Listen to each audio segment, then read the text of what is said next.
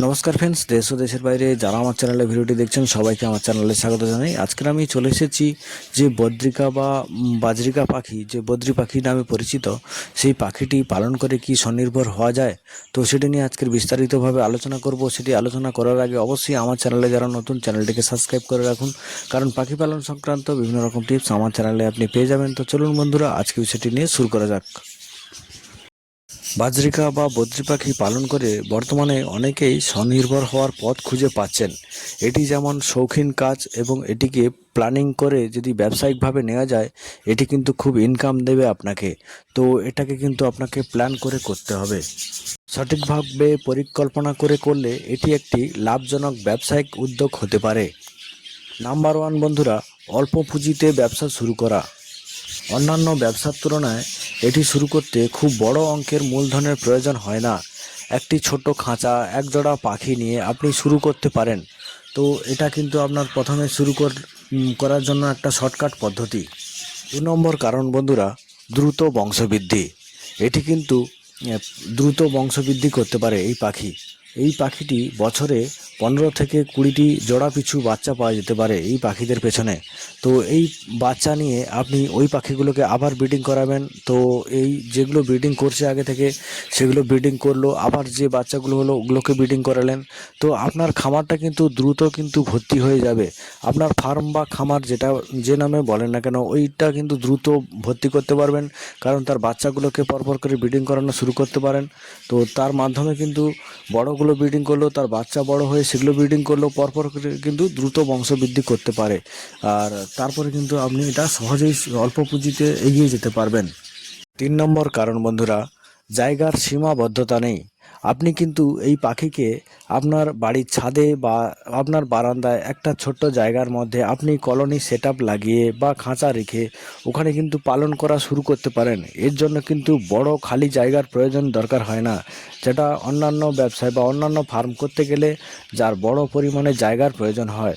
তো এটা শুরু করতে কিন্তু আপনার ঠিক খুব বেশি জায়গার প্রয়োজন হয় না। আপনার বাড়ির কোনো বারান্দায় বা ছাদে যে কোনো একটা খালি জায়গা, ছোটোখাটো জায়গা পড়ে থাকলে 10 ফুটের মতো, সেই জায়গাটায় আপনি শুরু করে দিতে পারেন।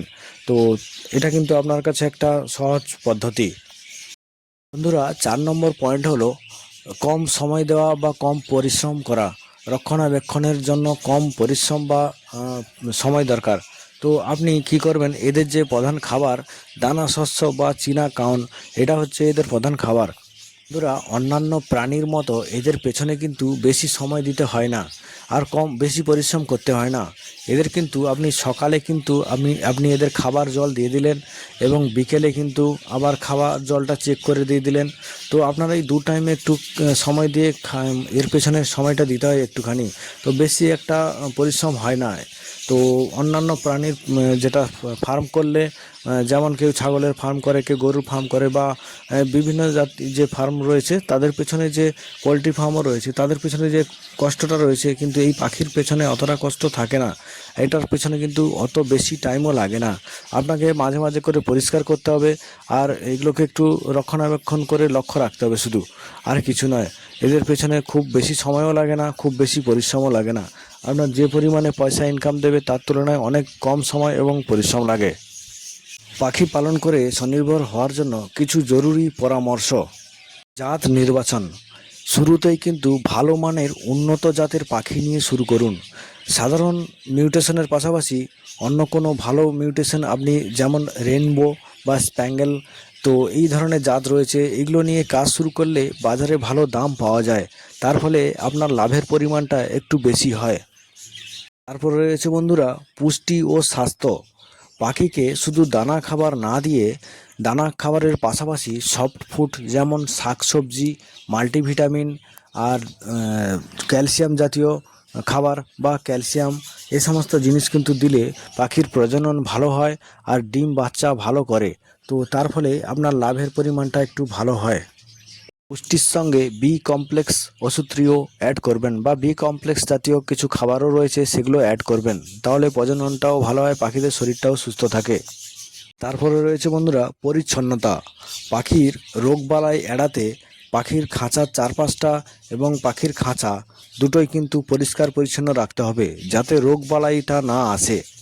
তারপরে রয়েছে বন্ধুরা বাজারজাতকরণ। বর্তমানে সোশ্যাল মিডিয়া ব্যবহার করে যেমন ফেসবুক, ইউটিউবের মাধ্যমে আপনি ভিডিও ছেড়ে বা এর মাধ্যমে অ্যাড দিয়ে আপনি পাখি সেল করতে পারেন। তার মাঝখানে কোনো দালালের ঝামেলা থাকে না। এর মাঝখানে ক্রেতাদের সঙ্গে আপনি সরাসরি যোগাযোগ করে পাখি বিক্রি করতে পারবেন। তাহলে কিন্তু আপনার লাভের পরিমাণটা কিন্তু একটু বেশি হবে। সার সংক্ষেপ। তো বন্ধুরা, সবার শেষে বলি, সঠিক ধৈর্য রেখে কাজ করলে আর সঠিক জ্ঞান নিয়ে কাজ করলে এটি শুধু শখ নয়, পাখি পালন শুধু শখ নয়, এটি শুধু একটা টেকসই আয়ের উৎস হতে পারে। তো এটিকে বড় আকারে তৈরি করার আগে অবশ্যই আপনি একটা ছোট ফার্ম করে আপনি অভিজ্ঞতা অর্জন করুন। তারপরে কিন্তু বড় ফার্ম শুরু করুন। তাহলে কিন্তু আপনি লাভ করে উঠতে পারবেন। আর আপনি যদি সবার আগে বড় ফার্ম করে শুরু করেন তাহলে আপনার অভিজ্ঞতা কম থাকবে। তার জন্য আপনি একটা বড় প্রবলেমে পড়ে যেতে পারেন।